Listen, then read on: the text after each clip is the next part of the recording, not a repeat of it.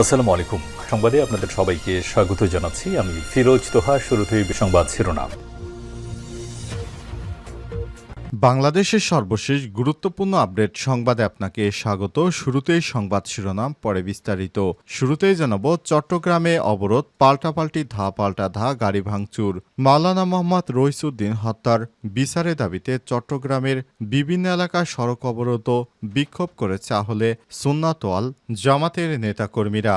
আজ মুরাদপুর কর্মসূচি থেকে গাড়ি ভাঙচুরের চেষ্টা করলে পুলিশের সঙ্গে তাদের দফায় দফায় সংঘর্ষ হয়। এক পর্যায়ে সংঘর্ষে প্রধান সড়ক ছড়িয়ে পড়ে অলিগলি পথে। মুরাদপুরে অন্তত ৩টি পয়েন্টে পুলিশের সঙ্গে দিনভর সংঘর্ষ হয়। স্থানীয়রা জানিয়েছে, পূর্ব ঘোষিত কর্মসূচির অংশ হিসেবে নগরীর মুরাদপুর মোড়ে প্রথমে সড়ক অবরোধ করে বিক্ষোভ শুরু করে সংগঠনটির নেতাকর্মীরা। এরপরই পুলিশের সঙ্গে তাদের ব্যাপক সংঘর্ষের ঘটনা ঘটে। জানাবো, যুদ্ধের পরও গাজা দখলে ইসরায়েলের নীলনকশা অনুমোদন। ফিলিস্তিনের অবরুদ্ধ গাজা উপত্যকায় সামরিক অভিযান সম্প্রসারণ এবং ত্রাণ বিতরণ কার্যক্রম নিজেদের নিয়ন্ত্রণে নেয়ার পরিকল্পনার অনুমোদন দিয়েছে ইসরায়েল। আজ কাতার ভিত্তিক আল জাজিরার এক প্রতিবেদনে এই তথ্য জানানো হয়েছে। এরপর জানাবো, উত্তপ্ত পরিস্থিতিতে পাকিস্তানে ইরানের পররাষ্ট্রমন্ত্রী।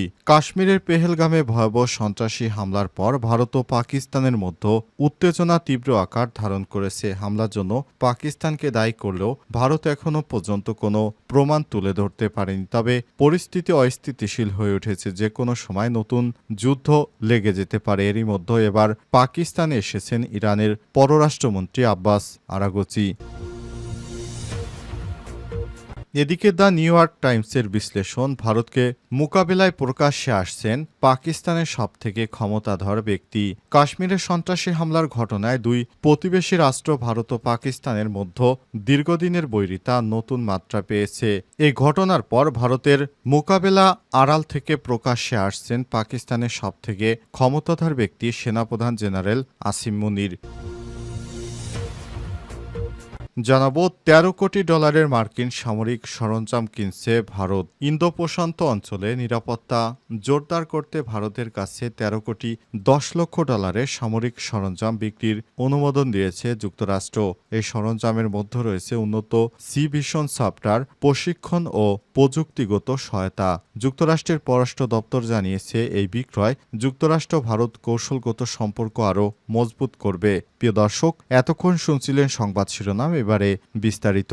তবে তার আগে বন্ধুরা, অনুরোধ থাকবে এই সংবাদটিতে একটি লাইক দিন। এই চ্যানেলে আপনি নতুন হয়ে থাকলে আমাদের সংবাদটি দেখতে দেখতে চ্যানেলটি সাবস্ক্রাইব করে রাখুন। কমেন্ট করে বন্ধুরা আপনার মূল্যবান মতামত জানিয়ে দিন আপনি বিশ্বের কোন দেশ থেকে বা বাংলাদেশের কোন স্থান থেকে আমাদের সংবাদটি দেখছেন এবং শুনছেন। আর বন্ধুরা, গাজা যুদ্ধে আপনি যদি নিরীহ ফিলিস্তিনিদের ভালোবেসে থাকেন, কমেন্টে ইয়েস লিখে বিশ্ববাসীকে জানিয়ে দিন। এবারে বিস্তারিত।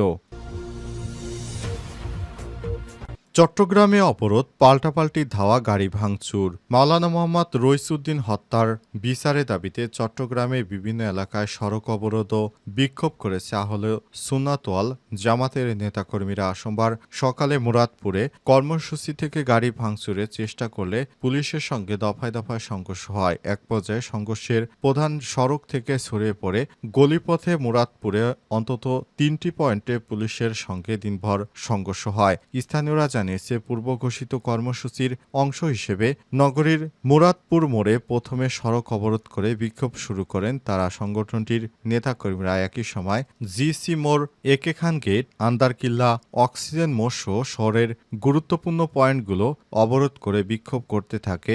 ইসলামী ছাত্র সেনা ও আহলে সুন্নাত ওয়াল জামাতের নেতাকর্মীরা নগরীর মুরাদপুর এলাকায় যান চলাচল স্বাভাবিক রেখে সড়কের এক পাশে গিয়ে কর্মসূচি পালন করতে অনুরোধ করেন পুলিশ। এ সময় পুলিশের সঙ্গে বাকবিতণ্ডায় জড়ায় আন্দোলনরত নেতাকর্মীরা। এক পর্যায়ে যানবাহন ভাঙচুর করার চেষ্টা করলে পুলিশ তাদের ছত্রভঙ্গ করে দেয়। সময় আশপাশ থেকে পুলিশের উপর ইটপাটকেল নিক্ষেপ করে আন্দোলনকারীরা। ইটের আঘাতে পাঁচলাইশ থানার ওসি মোহাম্মদ সোলাইমান সহ কয়েকজন পুলিশ আহত হয়। ঘটনাস্থল থেকে আটক করা হয়েছে ১৬ জনকে। এক পর্যায়ে মুরাদপুরের আশপাশে পলিপথে গিয়ে অবস্থান নেয় বিক্ষোভকারীরা। বিশেষ করে জামিয়া আহমদিয়া সুন্নিয়া কামিল মাদ্রাসাকে কেন্দ্র করে আশপাশে সড়ক ও রেলপথ অবরোধ করে সুন্নিরা। সেখানে পুলিশের সঙ্গে পাল্টা ধার ঘটনা ঘটে। এ সময় বেশ কয়েকজনকে আটক করা হয়, তবে সুন্নি মাদ্রাসার সামনে থেকে আটকের সংখ্যা জানায়নি পুলিশ। সংঘর্ষে চলাকালে কক্সবাজারগামী ট্রেনসহ দুটি ট্রেন প্রায় আড়াই ঘন্টা আটকে পড়ে ১৬ শহরে ২ নম্বর গেট স্টেশনে। বেলা ৩টার দিকে ট্রেন দুটি গন্তব্যস্থল ছেড়ে যায়। সংঘর্ষের কারণে মুরাদপুর ও অক্সিজেন দিনভর যান চলাচল বন্ধ থাকে। এতে যানজট ছড়িয়ে পড়ে গোটা নগরীতে। চরম দুর্ভোগ পোহান সাধারণ মানুষেরা। যুদ্ধের পরেও গাজা দখলে ইসরায়েলের নীলনকশা অনুমোদন। ফিলিস্তিনের অবরুদ্ধ গাজা উপত্যকায় সামরিক অভিযান সম্প্রসারণ এবং ত্রাণ কার্যক্রম বিতরণ নিজেদের নিয়ন্ত্রণে নেয়ার পরিকল্পনার অনুমোদন দিয়েছে ইসরায়েল। আজ আল জাজিরার এক প্রতিবেদনে এই তথ্য জানানো হয়েছে। একাধিক আন্তর্জাতিক সংবাদ মাধ্যম জানায়, প্রধানমন্ত্রী বেঞ্জামিন নেতানিয়াহুর নিরাপত্তা মন্ত্রিসভা সর্বসম্মতভাবে এই পরিকল্পনায় সম্মতি দিয়েছে। এই পরিকল্পনার আওতায় রিজার্ভ সেনাদের ডাক দেওয়া হবে এবং ইসরায়েল সেনাবাহিনী সরাসরি ২৩ লাখ জনসংখ্যার গাজা অঞ্চলে খাদ্য ও জরুরি ত্রাণ সরবরাহ পরিচালনা করবে। এই জনগণ ইসরায়েলের অবরোধের কারণে দীর্ঘদিন ধরে মানবিক বিপর্যয়ের মুখোমুখি রয়েছে। বার্তা সংস্থা রয়টার্স জানিয়েছে, নতুন পরিকল্পনার আওতায় ইসরায়েল গাজা পুরোপুরি দখল করতে পারে। এএফপির এক সূত্র বলছে, পরিকল্পনায় গাজা দখল, সেখানে নিয়ন্ত্রণ প্রতিষ্ঠা করা এবং বাসিন্দাদের দক্ষিণে স্থানান্তরের বিষয়টি রয়েছে, যাতে তাদের নিরাপত্তা নিশ্চিত করা যায়। সূত্র আরও জানিয়েছে, প্রধানমন্ত্রী নেতানিয়াহু এখন যুক্তরাষ্ট্রের প্রেসিডেন্ট ডোনাল্ড ট্রাম্পের সেই পরিকল্পনাকেই এগিয়ে নিয়ে যাচ্ছেন, যেখানে গাজার ফিলিস্তিনিদের স্থানান্তরের প্রস্তাব রয়েছে। ইসরায়েলি সংবাদ মাধ্যম টাইমস অফ ইসরায়েল জানিয়েছে, পরিকল্পনা অনুযায়ী গাজায় আন্তর্জাতিক সংস্থা ও বেসরকারি নিরাপত্তা কোম্পানিগুলো ত্রাণ বিতরণে নিয়োজিত থাকবে। এসব সংস্থাকে বাইরের নিরাপত্তা দেবে ইসরায়েলি সেনারা, যাতে ত্রাণ বিতরণ নিরাপদভাবে পরিচালিত হয়। এর আগে মানবিক সংস্থাগুলো সতর্ক করেছিল, গাজায় দুর্ভিক্ষ ঘনিয়ে আসছে, তবে ইসরায়েল সেই দাবি অস্বীকার করে এবং মার্চের ২ তারিখ থেকে ১৬ দিন পর্যন্ত সব ধরনের ত্রাণ প্রবেশ বন্ধ রাখে। গাজা উপত্যকায় ইসরায়েলের সম্ভাব্য পূর্ণ দখল ও ত্রাণ ব্যবস্থা সামরিকীকরণ নিয়ে আন্তর্জাতিক মহলে উদ্বেগ দেখা দিয়েছে।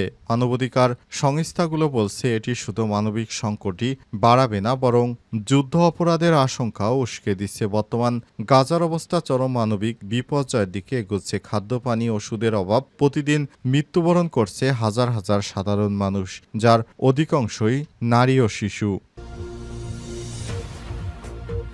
উত্তপ্ত পরিস্থিতিতে পাকিস্তানে ইরানের পররাষ্ট্রমন্ত্রী। কাশ্মীরের পেহেলগামে ভয়াবহ সন্ত্রাসী হামলার পর ভারত ও পাকিস্তানের মধ্যে উত্তেজনা তীব্র আকার ধারণ করেছে। হামলার জন্য পাকিস্তানকে দায়ী করলেও ভারত এখন পর্যন্ত কোনো প্রমাণ তুলে ধরতে পারেনি। তবে পরিস্থিতি অস্থিতিশীল হয়ে উঠছে। যে কোনো সময় নতুন করে সামরিক উত্তেজনার আশঙ্কা দেখা দিচ্ছে দুই পারমাণবিক শক্তিধর রাষ্ট্রের মধ্যে। তবে শেষ পর্যন্ত দেখা গিয়েছে, দুই রাষ্ট্রের মধ্যে যে ধরনের কার্যক্রম শুরু হয়েছে, তাতে করে দুই রাষ্ট্রের মধ্যে বড় ধরনের সংঘাতের আশঙ্কা করা হচ্ছে। এরই মধ্যে ইরানের পররাষ্ট্রমন্ত্রী আব্বাস আরাগচি পাকিস্তান সফরে আসছেন। তবে পরিস্থিতি অস্থিতিশীল হয়ে উঠছে। যে কোনো সময় নতুনভাবে সামরিক উত্তেজনার আশঙ্কা দেখা দিয়েছে। সোমবার ৫ই মে আরাগচি ইসলামাবাদে পৌঁছেছেন। তাকে স্বাগত জানান পাকিস্তানের পররাষ্ট্র মন্ত্রণালয়ের অতিরিক্ত সচিব পশ্চিম এশিয়া সৈয়দ আসাদ গিলানি, পাকিস্তানে নিযুক্ত ইরানি রাষ্ট্রদূত ও অন্যান্য ঊর্ধ্বতন কর্মকর্তারা।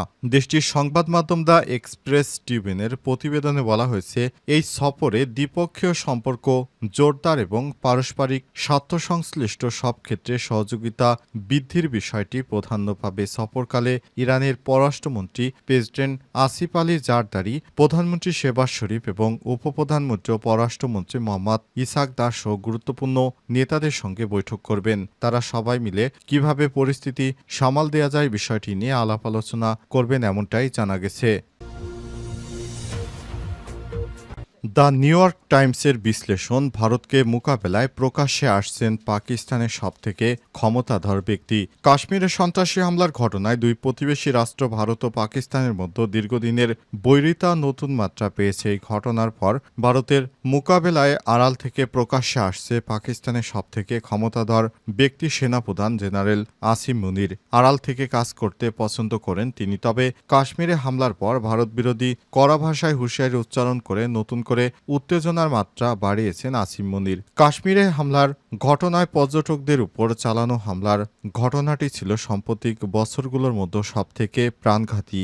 ভারত দ্রুত পাকিস্তানকে এর জন্য দায়ী করে, যদিও ইসলামাবাদ এই অভিযোগ দৃঢ়ভাবে অস্বীকার করেছে। তবে ভারতের অভ্যন্তরে প্রধানমন্ত্রী নরেন্দ্র মোদীর নেতৃত্বাধীন সরকার ও ডানপন্থী সমর্থক গোষ্ঠীর মধ্যে প্রতিশোধমূলক মনোভাব ক্রমশ তীব্র হয়ে উঠছে। এই পরিস্থিতিতে অনেকটা অপ্রত্যাশিতভাবে পাকিস্তানের সেনাপ্রধান আসিম মুনির সামনে এসে ভারতকে সরাসরি চ্যালেঞ্জ জানালেন। সামরিক মহড়ার সময় একটি ট্যাঙ্কের উপর দাঁড়িয়ে তিনি বলেছেন, ভারতের যে কোনো সামরিক দুঃসাহসের জবাব দেওয়া হবে কঠোর, দ্রুত এবং উচ্চতর মাত্রায় বলেও হুঁশিয়ারি দিয়েছেন আসিম মুনির।